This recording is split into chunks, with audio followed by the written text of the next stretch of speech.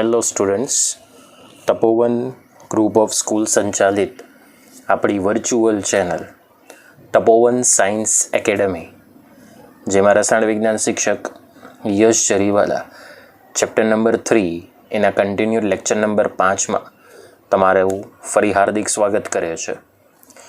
મિત્રો, ગઈકાલે આપણે જે લેક્ચરની અંદર વાત કરી એ લેક્ચરની અંદર તમને ખબર જ હશે કે આપણે કોઈ પણ અર્ધકોષનો પોટેન્શિયલ કેવી રીતે શોધી શકીએ અને સંપૂર્ણ કોષના પોટેન્શિયલની માહિતી કેવી રીતે મેળવી શકીએ.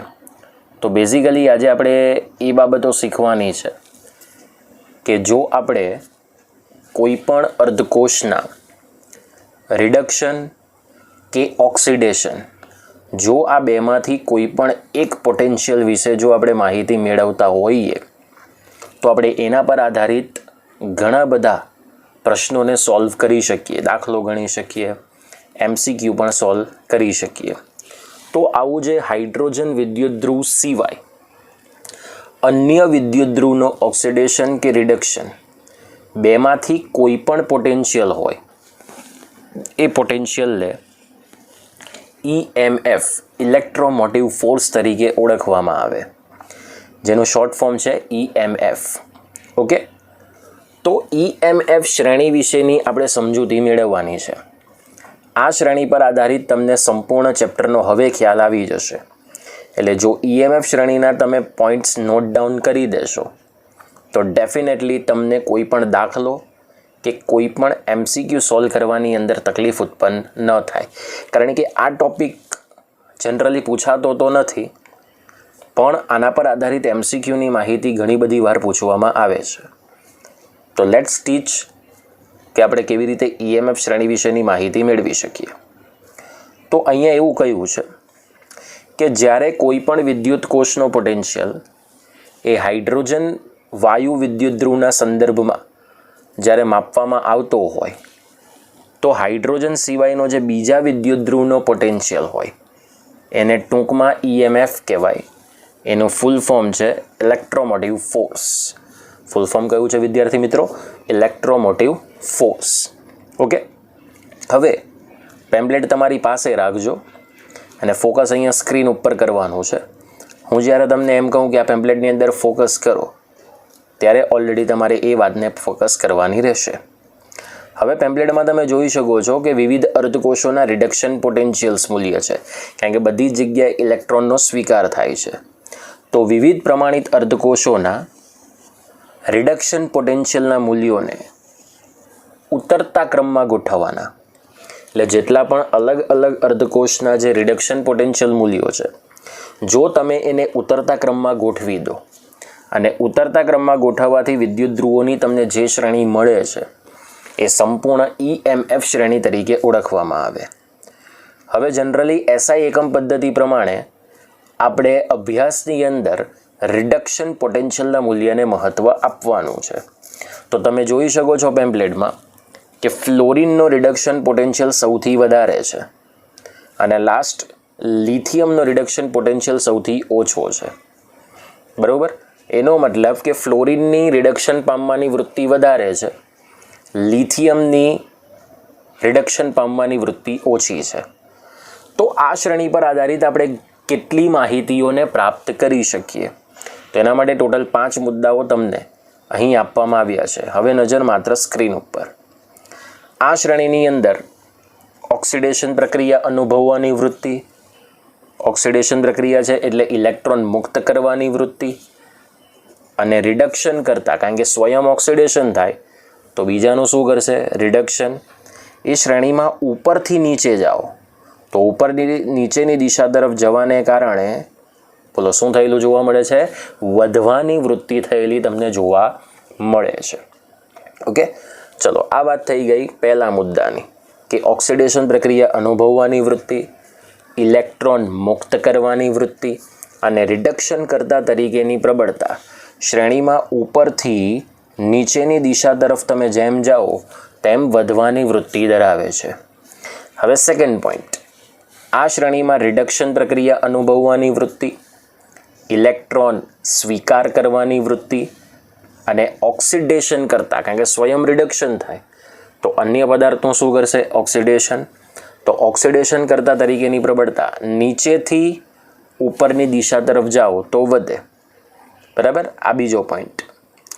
ત્રીજો પોઈન્ટ છે કે આ શ્રેણીને આધારે કોઈ પણ બે અર્ધકોષને જોડી દો તો બનતા સંપૂર્ણ કોષનો તમે કોષ પોટેન્શિયલ નક્કી કરી શકો. કારણ કે આ બધા પ્રમાણિત રિડક્શન પોટેન્શિયલ મૂલ્ય છે. તો કોઈ પણ બે અર્ધકોષને તમે જોડી દો તો બનતા સંપૂર્ણ કોષનો તમને પોટેન્શિયલ મળી જાય. પણ પરિસ્થિતિ એ છે કે જો તમારે કોષનો પોટેન્શિયલ E0 સેલ શોધવો હોય તો ડેફિનેટલી તમને એનોડ અને કેથોડ તો ખબર હોવી જ જોઈએ. એ તમારા ચોથા ટોપિકની અંદર તમને કહેવામાં આવ્યું છે કે આ શ્રેણીને આધારે કયો વિદ્યુત ધ્રુવ એનોડ બનવાનો છે અને કયો વિદ્યુત ધ્રુવ કેથોડ બનવાનો છે, જેની તમને સંપૂર્ણ માહિતી મળી જાય. આ જ વસ્તુ ખૂબ અગત્યની છે. તો ધ્યાન રાખજો, જેનો પ્રમાણિત રિડક્શન પોટેન્શિયલ વધારે હશે એને તમારે ઓલવેઝ કેથોડ બનાવવાનો, અને જેનો રિડક્શન પોટેન્શિયલ ઓછો હશે તેને હંમેશા તમારે શું બનાવવાનો? એનોડ બનાવવાનો. મતલબ કે જે અર્ધકોષનો રિડક્શન પોટેન્શિયલ વધારે એને કેથોડ ઉપર જ નિરૂપણ આપવાનું, અને જે અર્ધકોષનો રિડક્શન પોટેન્શિયલ ઓછો તેને હંમેશા એનોડ ઉપર જ નિરૂપણ આપવાનું. અને આપણને ખબર જ છે કે ક્ષાર સેતુની ડાબી તરફ એનોડ અને ક્ષાર સેતુની જમણી તરફ એક કેથોડ જ જોડવામાં આવે છે. હવે દાખલા તરીકે હું તમને એક એક્ઝામ્પલ આપું. E0 Mg+2/Mg એની કિંમત છે -2.36 વોલ્ટ અને E0 Zn+2/Zn એની કિંમત છે -0.76 વોલ્ટ. ટૂંકમાં મેગ્નેશિયમનો પ્રમાણિત રિડક્શન પોટેન્શિયલનું કિંમત એ ઝિંકના પ્રમાણિત રિડક્શન પોટેન્શિયલના મૂલ્ય કરતાં ઓછી છે, કારણ કે તેમાં માઇનસ નિશાની પણ એ સંખ્યાની સાથે લેવાની છે. તો -2.36ની કિંમત એ -0.76 કરતાં ઓછી થાય. ઓકે, તો એનો મતલબ કે જો તમે આ બે અર્ધકોષોને જોડી દો તો મેગ્નેશિયમ જે ધાતુ છે, મેગ્નેશિયમનો અર્ધકોષ છે તે એનોડ ઉપર જ જોડાશે અને ઝિંકનો જે અર્ધકોષ છે તે કેથોડ ઉપર જ જોડાશે. એટલે આવા કેસમાં એવું કહી શકાય કે ઝિંકની રિડક્શન પામવાની વૃત્તિ એ મેગ્નેશિયમ કરતાં કેવી છે? વધારે છે. પોઈન્ટ ક્લિયર થઈ ગયો? બસ આ ચોથા પોઈન્ટની અંદર તમારે ખ્યાલ રાખવાનો છે. ઓકે, ચલો હવે જોઈએ આપણે પાંચમો મુદ્દો. તો આ શ્રેણીમાં જે ધાતુનો સળિયો હોય, આ અગત્યનો પોઈન્ટ છે, આ શ્રેણીમાં જે ધાતુનું સ્થાન નીચે છે અન્ય ધાતુ કરતાં, તે ધાતુના સળિયાને શ્રેણીમાં તેની ઉપર રહેલી ધાતુના ક્ષારના દ્રાવણમાં મૂકી દેવાનો. બરાબર? એટલે કે કોઈ પણ ક્રમિક બે ધાતુ હોય અથવા તો કોઈ પણ ધાતુને તમે જોતા જાઓ તો જે ધાતુનું સ્થાન નીચે છે એનો સળિયો કે પટ્ટી લેવાની, અને જે ધાતુનું સ્થાન તેના કરતાં ઉપર છે તેના ક્ષારનું શું લેવાનું? દ્રાવણ. તો ધાતુનો સળિયો એ દ્રાવણમાં ધાતુ આયન તરીકે ઓક્સિડેશન પામે અને દ્રાવણમાં રહેલ ધાતુ આયન એ ધાતુ રૂપે શું પામે છે? રિડક્શન પામે. હવે એના માટે હું તમને ફોકસ કરાવું છું. બરાબર? હવે કોપર અને Feનું સ્થાન જો તમે જોશો તો Feનું સ્થાન એ કોપર ધાતુ કરતાં EMF શ્રેણીમાં નીચેની તરફ છે. એનો મતલબ કે જો તમે Feના સળિયાને Cu+2 આયનના દ્રાવણમાં મૂકો, બરાબર, તો Fe ધાતુ એ Fe+2માં અને Cu+2 આયન એ Cu ધાતુની અંદર રિડક્શન પામે છે. આ પાંચમા મુદ્દોનું ઇન્ટેન્શન છે. હવે જો એની જગ્યાએ તમે એમ કરો કે કોપર ધાતુનો સળિયો લો ને Fe+2 આયનનું દ્રાવણ લો તો તે રાખી તો શકાય પણ રેડોક્સ પ્રક્રિયા થશે નહીં. મતલબ કે ના ઓક્સિડેશન થશે કે ના કોઈનું રિડક્શન થશે. પોઈન્ટ ક્લિયર થાય છે? બસ આ બાબત જ તમારે અહીં ધ્યાનમાં રાખવાની છે કે EMF શ્રેણીની અંદર જે ધાતુનું સ્થાન નીચે છે તે ધાતુના સળિયાને તેની ઉપર રહેલી ધાતુના ક્ષારના દ્રાવણમાં મૂકો તો ધાતુનો સળિયો એ આયનની અંદર અને દ્રાવણમાં રહેલ ધાતુ આયન એ ધાતુ સ્વરૂપે રૂપાંતરણ પામે છે. આ દરેક બાબત આપણે EMF શ્રેણી ઉપરથી જ નક્કી કરી શકીએ. પોઈન્ટ ક્લિયર થઈ ગયો? ઓકે, ચલો હવે એના પર આધારિત આપણે કેટલાક એક્ઝામ્પલની માહિતી મેળવીએ જે બોર્ડની અંદર તમને પૂછવામાં આવે છે. વિદ્યાર્થી મિત્રો, EMF શ્રેણીનો ટોપિક ખૂબ અગત્યનો છે અને એના પર આધારિત જ તમે દાખલાની માહિતી મેળવી શકશો. આ વાત થોડી ધ્યાનમાં રાખવી. ઓકે, ચલો હવે આપણે જઈએ નેક્સ્ટ ટોપિક ઉપર. વિદ્યાર્થી મિત્રો, તમને અહીં સ્ક્રીન ઉપર 4 અર્ધકોષોના પ્રમાણિત રિડક્શન પોટેન્શિયલના મૂલ્યો દેખાય છે. બોર્ડમાં તમને પહેલાં તો એવો પ્રશ્ન પૂછાય કે આ રીતના રિડક્શન પોટેન્શિયલના મૂલ્યો તમને સવાલની અંદર આપી દેવામાં આવે તો પહેલો સવાલ તમને એ રીતે પૂછાય કે ઇલેક્ટ્રોન મુક્ત કરવાની વૃત્તિની તીવ્રતાનો ઉતરતો ક્રમ બતાવો. તો ડેફિનેટલી એક વાત ધ્યાનમાં રાખજો કે જેનો પ્રમાણિત રિડક્શન પોટેન્શિયલ ઓછો હોય, બરાબર, તેની ઇલેક્ટ્રોન સ્વીકારવાની વૃત્તિ ઓછી હોય પણ ઇલેક્ટ્રોન મુક્ત કરવાની વૃત્તિ વધારે હોય. તો અહીં તમે જોઈ શકો છો કે મેગ્નેશિયમ ધાતુનો રિડક્શન પોટેન્શિયલ સૌથી ઓછો છે, બરાબર. એટલે ઇલેક્ટ્રોન મુક્ત કરવાની વૃત્તિ જે હોય એ સૌથી વધારે હશે, બરાબર. ત્યારે જે ઓછો છે એ ઝિંકનો રિડક્શન પોટેન્શિયલ છે, બરાબર. એટલે પહેલો નંબર આપણે ઇલેક્ટ્રોન મુક્ત કરવાની વૃત્તિની તીવ્રતાનો આપીએ, બરાબર. તો એમાં ફર્સ્ટ મેગ્નેશિયમ આવશે, સેકન્ડ ઝિંક આવશે. હવે આ બે પ્લસ છે, આનું મૂલ્ય ઓછું છે, બરાબર. એટલે એજી કરતાં કોપરની ઇલેક્ટ્રોન મુક્ત કરવાની વૃત્તિની તીવ્રતા વધારે છે અને એજીની તીવ્રતા સૌથી ઓછી આવશે, બરાબર. તો પહેલો સવાલ તમને મિત્રો પૂછાય કે ઇલેક્ટ્રોન મુક્ત કરવાની વૃત્તિની તીવ્રતાનો ઉતરતો ક્રમ, બરાબર. તો સૌથી વધુ ઇલેક્ટ્રોન મુક્ત કોણ કરશે? મેગ્નેશિયમ. એનાથી ઓછો કોણ મુક્ત કરશે? ઝિંક. એનાથી ઓછું કોણ મુક્ત કરશે? કોપર. અને સૌથી ઓછું કોણ મુક્ત કરશે? એજી. ચલો ત્યાર પછી સેકન્ડ પ્રશ્ન પૂછાય છે ઇલેક્ટ્રોન સ્વીકાર કરવાની વૃત્તિની તીવ્રતાનો ઉતરતો ક્રમ. તો આ જે ક્રમ તમે લખ્યો છે એનાથી સંપૂર્ણ તમે રિવર્સ કરી દેશો તો આવશે A G is greater than copper is greater than zinc is greater than magnesium. મતલબ કે મેગ્નેશિયમની ઇલેક્ટ્રોન સ્વીકાર કરવાની વૃત્તિ એ એજી, કોપર અને ઝિંક કરતાં પણ કેવી છે? સૌથી ઓછી છે. ચલો પછી ત્રીજો સવાલ તમને કેવો પૂછાય છે? ઓક્સિડેશન કરતા તરીકેની પ્રબળતાનો ઉતરતો ક્રમ. હવે જેનું રિડક્શન વધારે હશે તેની ઓક્સિડેશન કરતા તરીકેની વૃત્તિ સૌથી વધારે હોય. તો રિડક્શન પામવાની વૃત્તિ એજીની વધારે છે એટલે ઓક્સિડેશન કરતા તરીકેની વૃત્તિ પણ કોની વધારે હશે? એજીની. A G is greater than copper is greater than zinc is greater than શું આવશે? મેગ્નેશિયમ. ચલો ફોર્થ સવાલ તમને પૂછાય કે રિડક્શન કરતા તરીકેની પ્રબળતાનો ઉતરતો ક્રમ. હવે જેની ઓક્સિડેશન પામવાની વૃત્તિ વધારે છે તેની રિડક્શન પામવાની વૃત્તિ ઓછી હશે પણ રિડક્શન કરવાની વૃત્તિ કેવી હશે? વધારે.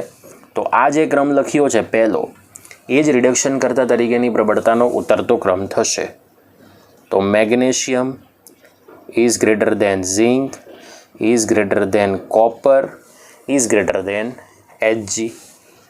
ચલો પાંચમો પ્રશ્ન પૂછાય છે કે મહત્તમ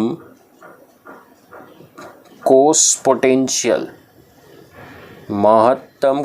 પોટેન્શિયલ માટે કઈ ધાતુઓ ઉપયોગી બને? તો મહત્તમ કોષ પોટેન્શિયલ માટે કઈ ધાતુઓ ઉપયોગી બને એ આપણે જોવાનું છે. તો આ વાત ધ્યાનમાં રાખજો. મહત્તમ કોષ પોટેન્શિયલ માટે જેનો રિડક્શન પોટેન્શિયલ સૌથી ઓછો અને જેનો રિડક્શન પોટેન્શિયલ સૌથી વધારે હોય એ બે ધાતુઓ, એ બે અર્ધકોષોને જોડાણ કરો તો તમને કોષનો કોષ પોટેન્શિયલ મહત્તમ મળે. તો મેગ્નેશિયમનો રિડક્શન પોટેન્શિયલ સૌથી ઓછો છે પણ એજીનો રિડક્શન પોટેન્શિયલ સૌથી વધારે છે. આ બે અર્ધકોષોને તમે જોડાણ કરો, મતલબ કે આ બે ધાતુઓને જોડાણ કરો તો તમને મહત્તમ કોષ પોટેન્શિયલ મળશે. એટલે જવાબ શું આવશે? એમજી અને એજી. ઓકે, હવે પાછું એમ પૂછાય કે પ્રબળ રિડક્શન કરતા ધાતુ કઈ? તો માત્ર મેગ્નેશિયમ આવશે, જોઈ લો. અને પ્રબળ ઓક્સિડેશન કરતા ધાતુ કઈ? તો બોલો એજી આવશે. તો બસ આ રીતના જે પ્રશ્ન છે એ પૂછી શકાય. હવે પરિસ્થિતિ એ છે કે હવે વિદ્યાર્થીઓને થોડોક પ્રશ્ન સોલ્વ કરવામાં તકલીફ પડે.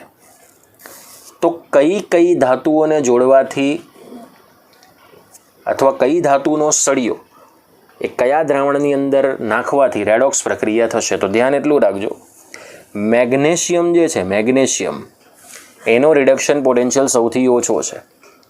મતલબ કે તે ઓક્સિડેશન પામવાની વૃત્તિ વધારે ધરાવે, રિડક્શન પામવાની વૃત્તિ ઓછી ધરાવે. અને એજી જે છે એનો રિડક્શન પોટેન્શિયલ વધારે છે.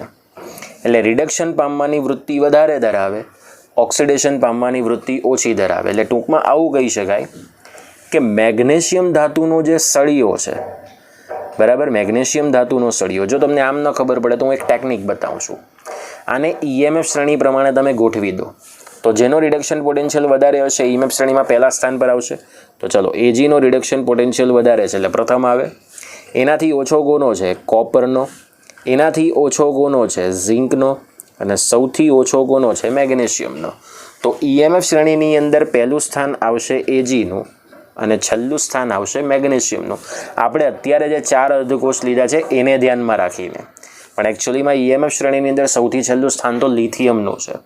તો આનો અર્થ એવો થઈ શકે મિત્રો કે મેગ્નેશિયમ જે છે એનો સળિયો તમે આ ત્રણમાંથી કોઈ પણ ધાતુ આયનના ક્ષારના દ્રાવણમાં મૂકી શકો, પણ મેગ્નેશિયમ ધાતુ આયનના દ્રાવણમાં આ ત્રણમાંથી કોઈનો પણ સળિયો મૂકી શકતા નથી. આ વાત થોડી ધ્યાનમાં રાખજો.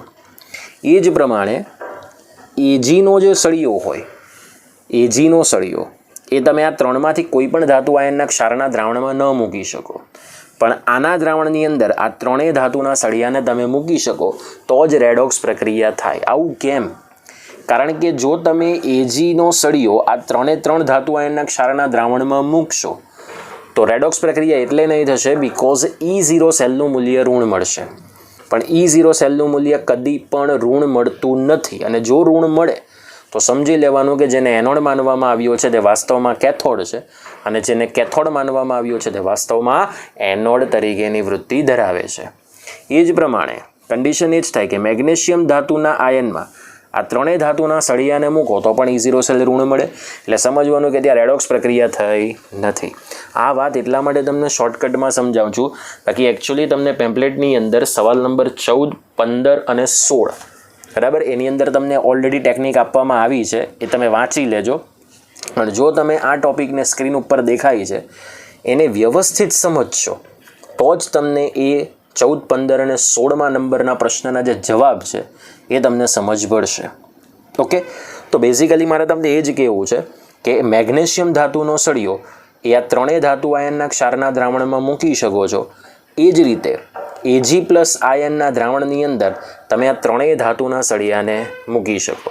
એટલે પ્રશ્ન તમને એમ પૂછાય, બરાબર, કે કઈ કઈ ધાતુઓને જોડવાથી રેડોક્સ પ્રક્રિયા થશે?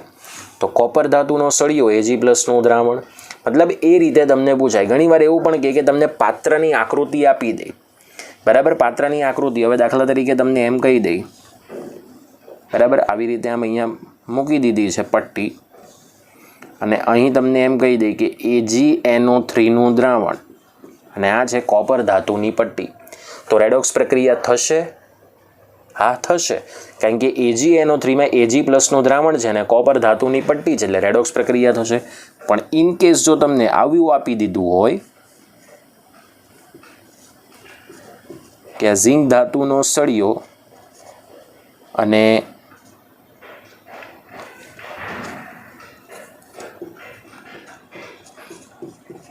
મેગ્નેશિયમ નાઇટ્રેટનું દ્રાવણ, તો રેડોક્સ પ્રક્રિયા ન થાય, કારણ કે મેગ્નેશિયમ ધાતુનો તો માત્ર શું જોઈએ? સળિયો.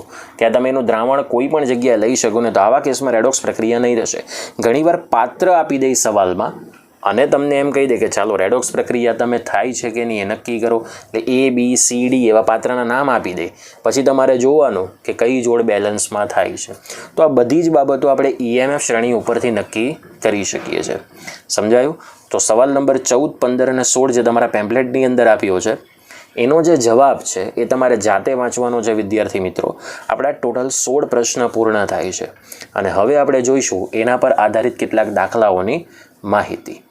સમજાયું વિદ્યાર્થી મિત્રો? આ ટોપિક પણ ખૂબ જ અગત્યનો છે. આ ચેપ્ટરના જે પહેલાં 8 થી 9 લેક્ચર જે છે એ જ સૌથી અગત્યના છે ને એમાંથી જ પ્રશ્ન તમને પુષ્કળ પ્રમાણમાં પૂછવામાં આવે છે, તો એનું થોડુંક ધ્યાન રાખજો. હવે આપણી પાસે લખાણ સંબંધિત 3.1 નંબરનો સવાલ છે, જેમાં તમને એવું કહ્યું છે કે તમને અહીં મેગ્નેશિયમની રિડક્શન પ્રણાલી આપી છે અને આ મેગ્નેશિયમની રિડક્શન પ્રણાલીનો વિદ્યુતધ્રુવ પોટેન્શિયલ કેવી રીતે નક્કી કરી શકશો? બરાબર. તો અહીંયા તમને એવું કીધું છે કે મેગ્નેશિયમનો જે રિડક્શન પોટેન્શિયલ છે તે વિદ્યુતધ્રુવના E0નું મૂલ્ય, એટલે કે મેગ્નેશિયમના પ્રમાણિત રિડક્શન પોટેન્શિયલનું જો મૂલ્ય માપવું હોય તો આ મેગ્નેશિયમ અર્ધકોષનું જે જોડાણ છે એ આપણે પ્રમાણિત હાઇડ્રોજન અર્ધકોષની સાથે ક્ષાર સેતુ મારફત કરીને સંપૂર્ણ વિદ્યુત રાસાયણિક કોષની રચના કરવામાં આવે છે. બરાબર. પરિણામે ગેલ્વેનોમીટરની અંદર મળતું જે કોણાવર્તન છે એ વિદ્યુત કોષમાં ઇલેક્ટ્રોનના સ્થાનાંતરણ દ્વારા મળે છે, જે મેગ્નેશિયમ વિદ્યુતધ્રુવથી શરૂ થાય અને બહારના પરિપથમાં પૂર્ણ થાય. તો આના પર આધારિત આપણે એવી રચના કરી શકીએ કે મેગ્નેશિયમ એ ધાતુ છે અને ધાતુ ઝડપથી ઇલેક્ટ્રોન ઘુમાવવાની વૃત્તિ ધરાવે. જ્યાંથી ઇલેક્ટ્રોન રિલીઝ થાય છે, દૂર થાય છે, એને આપણે એનોડ કહીએ છીએ. તો અહીંયા સેન્ટેન્સમાં જ લખ્યું છે કે મેગ્નેશિયમ વિદ્યુતધ્રુવથી ઇલેક્ટ્રોન સ્થાનાંતરિત થશે, તો મેગ્નેશિયમનો અર્ધકોષ એ એનોડ બનશે અને હાઇડ્રોજનનો અર્ધકોષ એ કેથોડ તરીકે બનવાની વૃત્તિ ધરાવે છે. તો અહીંયા આપણે સાંકેતિક નિરૂપણ લખી શકીએ. તો મેગ્નેશિયમ ધાતુ છે જ્યારે હાઇડ્રોજન એ વાયુ છે. બરાબર. પરિણામે સાંકેતિક નિરૂપણ આવશે Mg સોલિડ / Mg+2 1 મોલર, કારણ કે Mgના આયનની સાંદ્રતા કેટલી છે? 1 molar. Salt bridge H+1 molar /H2 1 બાર /પ્લેટિનમ પ્લસ. બરાબર. એટલે એનો મતલબ કે મેગ્નેશિયમનો અર્ધકોષ એ એનોડ બને છે અને હાઇડ્રોજનનો અર્ધકોષ એ કેથોડ બનવાની વૃત્તિ ધરાવે છે. તો હવે આપણે આ પ્રમાણિત અર્ધકોષો છે બંને, એટલે બનતો સંપૂર્ણ કોષ પણ પ્રમાણિત મળવાને કારણે પ્રમાણિત કોષ પોટેન્શિયલ મળશે E0 સેલ. તો E0 cell is equal to E0 Rp of cathode minus E0 Rp of anode, એટલે કે કેથોડિક રિડક્શન પોટેન્શિયલ, કેથોડિક પ્રમાણિત રિડક્શન પોટેન્શિયલ માઇનસ એનોડિક પ્રમાણિત રિડક્શન પોટેન્શિયલ. તો કેથોડ ઉપર તો તમને રચના દેખાય જ છે, H+માંથી H2 કન્વર્ઝેશન. તો E0 H+ / 1/2 H2 માઇનસ આની રિડક્શન પ્રક્રિયા એટલે Mg+2માંથી Mg બને, તો E0 Mg+2 / Mg. હવે આપણે હાઇડ્રોજન અર્ધકોષનો રિડક્શન પોટેન્શિયલની કિંમત જાણીએ છીએ 0.0. સો E0 cell is equal to 0.0 minus E0 Mg+2 / Mg. તો હવે આપણને ખબર છે કે જે મેગ્નેશિયમ છે એ મેગ્નેશિયમનો જે રિડક્શન પોટેન્શિયલ છે એ માઇનસ E0 સેલ બરાબર થશે, કારણ કે આ ઋણ નિશાની આપણે આને આપવી પડે. હવે જો તમે કદાચ કન્ડિશન જોશો તો EMF શ્રેણીની અંદર E0 Mg+2 / Mgની જે કિંમત હશે એ -2.36 વોલ્ટ જેટલી છે, ક્યાં તો ઘણી વખત -2.37 વોલ્ટ પણ આપી શકે. ઓકે, એટલે જે તમારો કોષનો પોટેન્શિયલ છે એ જ મેગ્નેશિયમના રિડક્શન પોટેન્શિયલ તરીકે જોવા મળે. આની જગ્યાએ તમને કદાચ આવી રીતે પૂછાય કે મેગ્નેશિયમનો ઓક્સિડેશન પોટેન્શિયલ શું, તો મૂલ્ય આટલું ને આટલું જ રહેશે 2.36 વોલ્ટ, પણ માઇનસની જગ્યાએ સાઇન શું થઈ જશે પ્લસ. તો મેગ્નેશિયમનું રિડક્શન પોટેન્શિયલ એ ઋણ નિશાની સાથે આવશે અને મેગ્નેશિયમનો જે ઓક્સિડેશન પોટેન્શિયલ છે એ ધન નિશાની સાથે આવશે.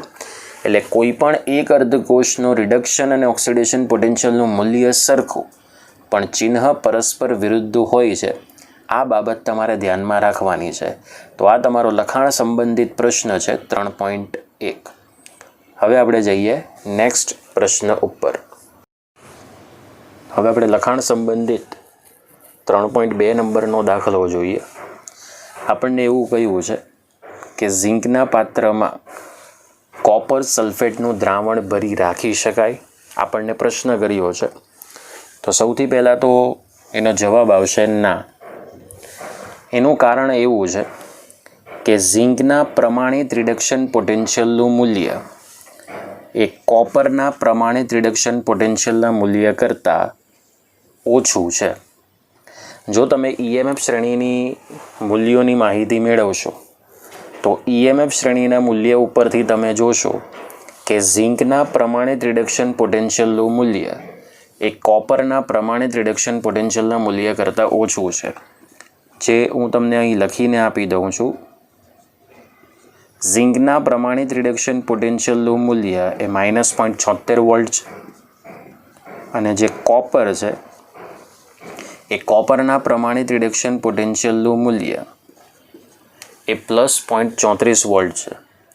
તો તમે જોઈ શકો છો કે કોપરનો રિડક્શન પોટેન્શિયલ વધારે છે જ્યારે ઝીંકનો રિડક્શન પોટેન્શિયલ ઓછો છે. હવે ઝીંકનો રિડક્શન પોટેન્શિયલ ઓછો હોવાથી તે પ્રબળ રિડક્શન કરતા તરીકે વર્તે, પરિણામે તેનું સ્વયં ઓક્સિડેશન ઝડપથી થઈ જાય છે. આથી ઝીંક ધાતુ ઓક્સિડેશન પામવાને કારણે ઝડપથી ઇલેક્ટ્રોન મુક્ત કરશે, જે કોપર ધાતુ આયનો પોતાની તરફ મેળવી લેશે. પરિણામે ઝીંકના પાત્રનું શું થયું હશે? ઓક્સિડેશન થઈ જશે અને ઝીંકના પાત્રનું ઓક્સિડેશન થવાને કારણે કોપર સલ્ફેટનું દ્રાવણ એ પાત્રમાંથી બહાર નીકળી જશે. આથી આપણે ઝીંકના પાત્રમાં કોપર સલ્ફેટનું દ્રાવણ ભરી શકતા નથી. આની જગ્યાએ જો તમને એમ કહી દેવામાં આવે કે કોપર સલ્ફેટના દ્રાવણની અંદર ઝીંક ધાતુનો સળિયો રાખી શકાય, બરાબર, તો હા રાખી શકાય. રેડોક્સ પ્રક્રિયા થશે અને ઝીંકનો સળિયો ધીમે ધીમે તમને ખવાયેલો જોવા મળશે. ત્રીજો પ્રશ્ન એવો પૂછાય કે કોપરના પાત્રમાં ઝીંક સલ્ફેટનું દ્રાવણ ભરી શકાય? તો હા, ભરી તો શકાય, પણ કોઈ રેડોક્સ પ્રક્રિયા થશે નહીં. આ વાત તમે થોડીક ધ્યાનમાં રાખજો. એ આ બે પોટેન્શિયલના મૂલ્ય ઉપરથી જ તમે નક્કી કરી શકો.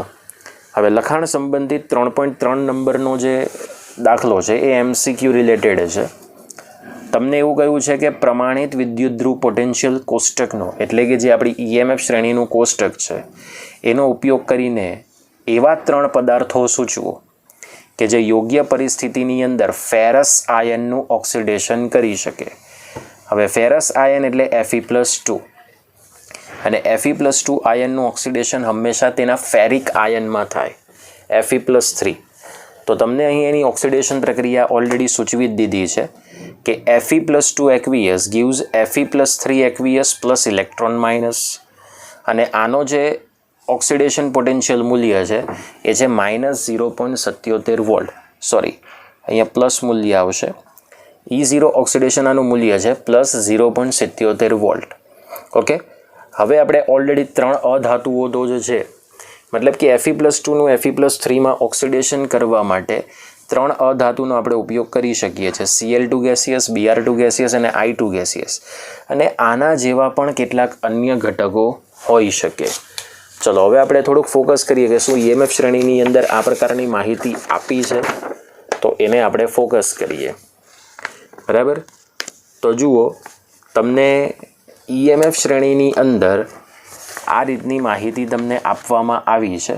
બરાબર, એ થોડું ફોકસ કરો એટલે તમને પણ ખ્યાલ આવશે. અહીં તમને Fe+3માંથી Fe+2 એટલે 0.77 તમને રિડક્શન કિંમત આપી છે, બરાબર. જો Fe+3માંથી Fe+2, ઓકે, એ તમને 0.77 કિંમત આપી છે. સો એ પ્લસ કિંમત છે, એટલે ડેફિનેટલી અહીંયા જે પહેલાં હતું એ સાચું મૂલ્ય હતું કે -0.77 મૂલ્ય થશે, કારણ કે Fe+3માંથી Fe+2નું મૂલ્ય પ્લસ છે, તો Fe+2માંથી Fe+3નું મૂલ્ય કેવું આવશે? -0.77. એટલે તમને જે અત્યારે રિએક્શન બતાવી, બરાબર, એ રિએક્શનને તમે ઉલટાવી દો એટલે તમને EMF શ્રેણીમાં એની ઉપર રહેલી જે અધાતુ છે, જેમાં Ag આવી શકશે, Hg+2 આવી શકે, Br2 આવી શકે, Cr2O7-2 આવી શકે એસિડિક માધ્યમમાં. તો આ બધી સ્પીસીઝ એ ઝડપથી Fe+2નું Fe+3ની અંદર રિડક્શન કરી શકે, ઓકે, તો સોરી ઓક્સિડેશન કરી શકે. આ માહિતી તમારે ધ્યાનમાં રાખવાની છે. વિદ્યાર્થી મિત્રો, હવે આપણી પાસે છે સ્વાધ્યાય 3.1 નંબરનો સવાલ, જેમાં તમને એવું કીધું છે કે નીચે કેટલીક એવી ધાતુઓ આપી છે અને આ ધાતુઓ તેમના ક્ષારના દ્રાવણોમાંથી એકબીજાને વિસ્થાપિત કરી શકાય એ રીતે આપણે ક્રમમાં ગોઠવવાની છે, જેમાં છે એલ્યુમિનિયમ, કોપર, આયરન, મેગ્નેશિયમ અને ઝિંક. ઝિંક એટલે આપણે એને બીજું નામ આપી શકીએ જસત, એ પ્રમાણે કોપરનું બીજું નામ આપણે આપી શકીએ તાંબુ અને Feનું આપણે બીજું નામ આપી શકીએ લોખંડ, ઓકે. જનરલી આ પ્રશ્ન છે ને આ રીતે ડાયરેક્ટ ન આપી શકે તમને, એના માટે તમને દરેક ધાતુઓના પ્રમાણિત રિડક્શન ક્યાં તો પ્રમાણિત ઓક્સિડેશન પોટેન્શિયલના મૂલ્યો એ ક્વેશ્ચનની અંદર આપવા પડે. પણ ફિલહાલ અત્યારે આપણને ખબર છે એ પ્રમાણે ધ્યાનમાં રાખીને એક સંપૂર્ણ ક્રમ તમને બનાવીને આપી દીધો છે કે magnesium is greater then aluminium is greater than zinc is greater then Fe is greater than copper, બરાબર. મતલબ કે આવું કહી શકાય કે કોપર ધાતુનું સ્થાન એ આ ચારેય ધાતુ કરતાં EMF શ્રેણીની અંદર ઉપર છે. ન સમજ પડે તો સાઈડ ઉપર તમે EMF શ્રેણીનું કોષ્ટક ખુલ્લું રાખો એટલે તમને ખબર પડી જશે કે કોપર પછી સ્થાન આવશે Feનું, Fe પછી સ્થાન આવશે ઝિંકનું, ઝિંક પછી સ્થાન આવશે એલ્યુમિનિયમનું ને એલ્યુમિનિયમ પછી સ્થાન આવશે મેગ્નેશિયમનું. પણ તમારે ગભરાવાની જરૂર નથી. તમને એવું નહીં લાગે કે આ ગોખવાનું છે, કોઈ ગોખવાનું નથી. એક્ઝામની અંદર જો તમને આવો સવાલ આપી દેશે તો તમને સવાલની અંદર પ્રમાણિત રિડક્શન કે ઓક્સિડેશન પોટેન્શિયલના મૂલ્ય આપી દેશે. સમજાઈ ગયો? તો ચલો હવે આ ક્રમને ધ્યાનમાં રાખીને શું સમજવાનું છે કે ડાબી તરફ રહેલી જે ધાતુ છે એ જમણી તરફ રહેલી દરેક ધાતુના ક્ષારના દ્રાવણમાંથી તેને ધાતુ સ્વરૂપે છૂટી કરશે. મતલબ કે મેગ્નેશિયમ ધાતુ Al+3માંથી Alનું રિડક્શન કરી શકે. એવી જ રીતે એલ્યુમિનિયમ ધાતુ એ Zn+2માંથી Znનું વિસ્થાપન કરી શકે. બસ આ રીતે તમારે ધ્યાનમાં રાખવાનું છે. એટલે ઉપર દર્શાવેલા ક્રમમાં ડાબી બાજુ પર રહેલ પ્રત્યેક ધાતુ ત્યાર પછીની દરેક ધાતુને તેમના દ્રાવણમાંથી રિડક્શન કરીને દૂર કરી શકે છે. આ વાત તમારે થોડી ધ્યાનમાં રાખવાની છે. હવે છે આપણી પાસે સ્વાધ્યાય 3.2 નંબરનો પ્રશ્ન કે તમને પ્રમાણિત વિદ્યુત પોટેન્શિયલના મૂલ્યો આપી દીધા છે, બરાબર. પોટેશિયમનું છે, Agનું છે, મેગ્નેશિયમનું છે, સોરી Hgનું છે, મર્ક્યુરી, મેગ્નેશિયમનું છે, ક્રોમિયમનું છે. આ દરેકના રિડક્શન પોટેન્શિયલ મૂલ્ય છે, જોઈ શકો છો. જુઓ, K+માંથી K ઓક્સિડેશન અંક ઘટ્યો એટલે રિડક્શન મૂલ્ય, +2માંથી 0, +3માંથી 0, +1માંથી 0, +2માંથી 0, ઓકે. તો આ બધા તમને પ્રમાણિત રિડક્શન પોટેન્શિયલના મૂલ્યો આપ્યા છે અને આપણે અહીંયા જોવાનું છે કે પ્રબળ રિડક્શન કરતા તરીકેની પ્રબળતા માટે આપણે એને ચડતા ક્રમમાં ગોઠવવાની છે આ દરેક ધાતુને. તો આપણે એક સંબંધ જાણીએ છીએ કે રિડક્શન કરતાં ચલે છે 1 reduction potential, in the sense કે જેનો રિડક્શન પોટેન્શિયલ સૌથી ઓછો એ સૌથી પ્રબળ રિડક્શન કરતાં સ્પીસીસ થાય. આ વાત આપણે શોર્ટકટ સંબંધ ઉપરથી માહિતી મેળવી શકીએ. તો અહીં સૌથી વધુ રિડક્શન સૌથી ઓછો રિડક્શન પોટેન્શિયલ મૂલ્ય એ પોટેશિયમનો છે અને સૌથી વધુ રિડક્શન પોટેન્શિયલ મૂલ્ય એ Agનું તમને જોવા મળે છે, ઓકે. તો આપણે રિડક્શન પોટેન્શિયલના મૂલ્યને જો ઉતરતા ક્રમમાં ગોઠવીએ તો Ag ફર્સ્ટ પર આવે, તો રિડક્શન કરતા પ્રમાણે Ag એ સૌથી લાસ્ટમાં આવશે, બરાબર. તો અહીંયા જુઓ ક્રમ, Ag is greater than Hg, less than Hg, less than chromium, less than magnesium ને લેસ દેન પોટેશિયમ. તો આ તમને મળી ગયો પ્રબળ રિડક્શન કરતાનો ક્રમ. ન સમજ પડે તો તમારે સ્ટાન્ડર્ડ રિડક્શન પોટેન્શિયલનો ક્રમ લખી દેવાનો. સ્ટાન્ડર્ડ રિડક્શન પોટેન્શિયલની અંદર ફર્સ્ટ સ્થાન કોનું આવશે? Agનું. સેકન્ડ સ્થાન કોનું આવશે? મર્ક્યુરીનું. ઓકે. થર્ડ સ્થાન કોનું આવશે? ક્રોમિયમનું. ફોર્થ સ્થાન કોનું આવશે? મેગ્નેશિયમનું. અને ફિફ્થ સ્થાન આવશે પોટેશિયમનું. તો આ તો તમને SRP સ્ટાન્ડર્ડ રિડક્શન પોટેન્શિયલનો ક્રમ મળી ગયો. અને એનો આખો રિવર્સ ક્રમ, જે ત્યાં ગ્રેટર દેનની જગ્યાએ તમારે લેસ દેન મૂકવાનું, એ તમને ઓલરેડી આ પ્રમાણેનો ક્રમ મળશે. જો ન સમજ પડે તો અહીંયા હું લખી દઉં છું સ્ટાન્ડર્ડ રિડક્શન પોટેન્શિયલનો ક્રમ. તો Ag is greater than Hg is greater then chromium is greater then Mg is greater then potassium. આ સ્ટાન્ડર્ડ રિડક્શન પોટેન્શિયલનો ક્રમ છે. આને ઉલટો કરી દો, અથવા તો સ્પીસીઝ આમની આમ રાખો અને ગ્રેટર દેનની જગ્યાએ શું કરી દો? લેસ દેન, એટલે ચડતો ક્રમ બની જશે. એટલે અહીંયા લખ્યું છે કે Ag પ્રબળ ઓક્સિડેશન કરતા, પોટેશિયમ એ પ્રબળ રિડક્શન કરતા સ્પીસીસ તરીકે તમને જોવા મળે છે. ઓકે. અને જો માની લો રિડક્શન કરતાનો ઉતરતો ક્રમ પૂછ્યો હોય તો આને આખું રિવર્સ કરીને લેસ દેનની જગ્યાએ શું મૂકી દેવાનું? Greater than. તો આવા પ્રશ્નો પણ MCQની અંદર તમને પૂછવામાં આવશે. પણ આ આપણને ટેક્સ્ટબુકની અંદર એઝ અ ક્વેશ્ચન તરીકે આપ્યા છે, એટલે તૈયારી આપણે એઝ અ સવાલ તરીકે જ કરવાની. ઓકે. હવે આજના લેક્ચરનો સૌથી છેલ્લો પ્રશ્ન, સ્વાધ્યાય 3.3. તમને અહીં એક ગેલ્વેનિક કોષમાં થતી રેડોક્સ પ્રક્રિયા આપી છે. Zn solid plus 2Ag plus aqueous gives Zn plus 2 aqueous plus 2Ag solid. હવે આના પર થતી તમારે આકૃતિ દોરવાની છે. આકૃતિ મેં અહીં દોરી નથી. તમારે ઓલરેડી આકૃતિ જે આપણે ડેનિયલ કોષની જોઈ હતી એની અંદર આપણે કોપર સલ્ફેટના દ્રાવણની જગ્યાએ તમારે AgNO3નું દ્રાવણ લેવાનું અને ઝિંક સલ્ફેટની જગ્યાએ તમારે ZnNO3 ટ્વાઇસ ઝિંક સલ્ફેટનું દ્રાવણ લેવાનું. બાકી બધી રચના એઝ ઇટ ઇઝ તમારે ડ્રો કરી દેવાની. એટલે મેં અહીં આકૃતિ ડ્રો કરી નથી. અને એવું દર્શાવવાનું છે, 3 પ્રશ્નો આપણને પૂછ્યા છે કે કયો વિદ્યુતધ્રુવ ઋણભારિત બનશે, કોષમાં પ્રવાહનું વહન કરતા વાહકોની માહિતી આપવાની છે, મતલબ કે આંતરિક પરિપથ અને બાહ્ય પરિપથ એમ બંનેમાં વહન કરતા વાહકો આપણે જણાવવાના છે, અને દરેક વિદ્યુતધ્રુવ પર થતી વ્યક્તિગત વૈયક્તિક પ્રક્રિયા આપણે દર્શાવવાની છે. હવે આપણે ઉપરની જો રેડોક્સ પ્રક્રિયા લઈએ તો જુઓ છો Znમાંથી Zn+2 બને છે અને Ag+માંથી Ag બને છે. ધેટ્સ વાય ઝિંકનું Zn+2માં ઓક્સિડેશન થાય છે, Ag+નું Agમાં રિડક્શન થાય છે.